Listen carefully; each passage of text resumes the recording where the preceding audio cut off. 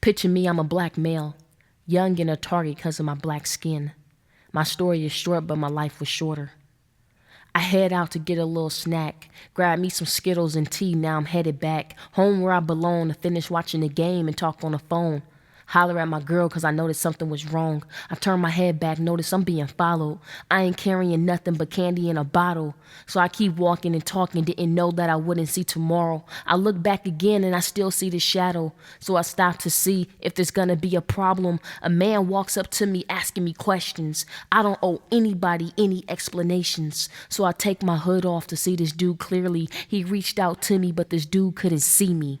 I dodged the first blow and I swung one back, protecting myself from being under attack. We start tossing and turning, I make my way on top, yelling, crying, telling this guy to stop. I must have done some damage, and the guy had it made up in his mind already that I wouldn't vanish. Before I could get up and run off, neighbors heard one gunshot go off. My killer jumped up and made it seem like he wasn't acting tough, that he was innocent and going with his guts. And that the only reason he felt it was suitable to pull out a gun is because of a little boy named TRAYVON that was about to run. He didn't want that to happen because they all get away. So he shot him, so there's nothing left to say. Cops said, man, it's cool. Are you okay? I can see what happened here. This guy tried to kill you, man. Look at your face. My killer went with it. Yeah, that's what happened.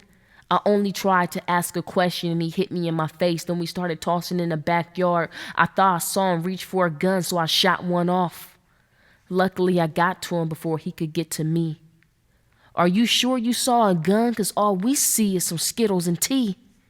Yeah, man, I called the non-emergency to tell him I seen this kid in a hoodie looking suspicious walking at night through our community. He said not to follow him, but I know you cops be busy, so I took care of it. There he is, young, black, dead. Oh yeah, it was all self-defense. Even though I wasn't the one being followed, it was TRAYVON instead. Now I want you to picture me white. Walking to the store, it's halftime during the All-Star. I grabbed me some quarters to go buy me some Skittles and tea.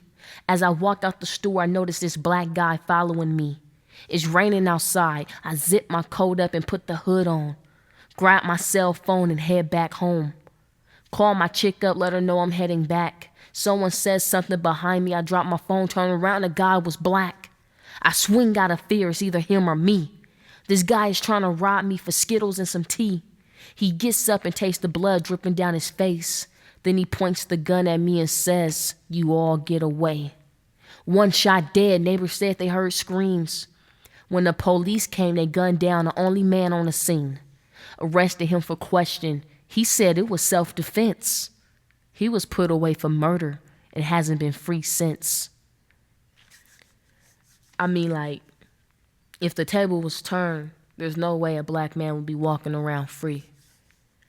No matter if the black man called the cops first, if he made a complaint, the cops would have pulled up and seen a black man over a white body. First off, they would have got out their car with guns, telling him to back up, get down, put his hands on his head. They would have arrested him right then and there. And they would have told him that he was going to be arrested until further notice, any questioning. He'd have yelled self-defense, and then they would have did a full investigation right then and there. Now, I know everyone, knows the story, and there's no need, to go into it. It's just, I think what people is failing to realize is you're bringing up old stuff. Who cares if he had a suspension? Who cares if he got into fights? We all know damn well if someone is following you and you don't know who they are and you notice them following you and you tell the person you're on the phone with, hey, this guy is following me, I wouldn't care who you were. If I so much as feel threatened because you're behind me, you're not saying nothing, you're just following me. Whether you touch me, say anything to me, if you get close enough to me, I'm probably going to swing back. I'm just going to swing regardless, just the fact that I've noticed you following me and the fact that I'm black. So I don't see there's any issue with why they need to gather information. If dude was told not to follow this kid, why did he pursue? And why aren't cops even bringing that up? They're bringing up all this stuff about Trayvon. Oh, he was this, he was that. He was a typical black teen.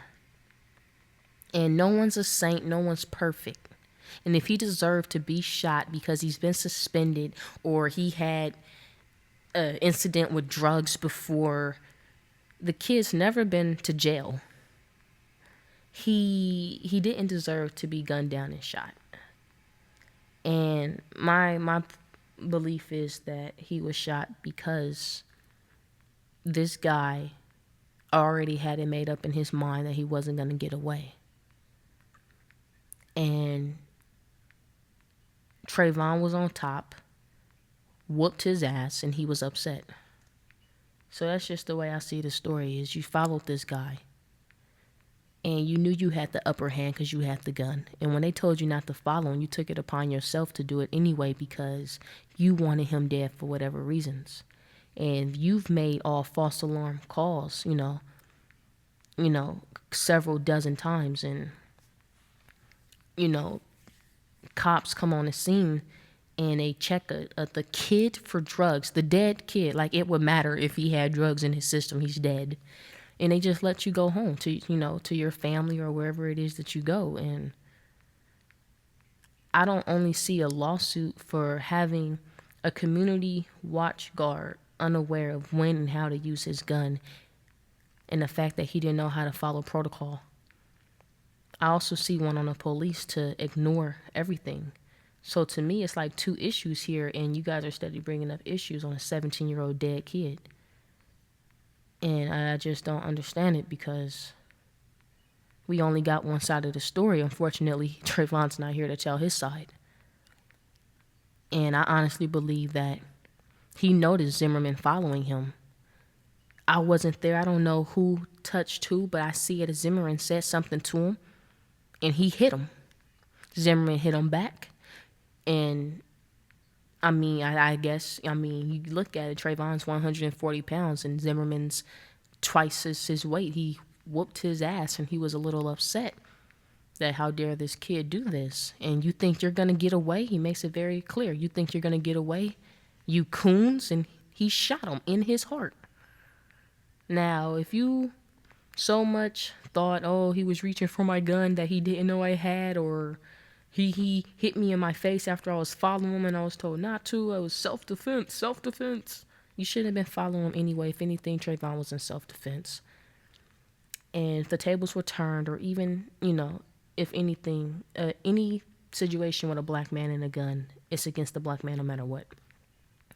And I honestly believe even if Trayvon was white, Asian, Indian, this guy had it made up in his mind already that he was going to kill whoever it was because they all get away. And that right there, Zimmerman has no case. So all of a sudden, all this new stuff is, oh, well, he hit me and he was on top of me. I see the witness said it. See, they said they seen him. I was just walking. They told me not to follow him. So, I went my separate way and somehow we ended back up, in the same. No.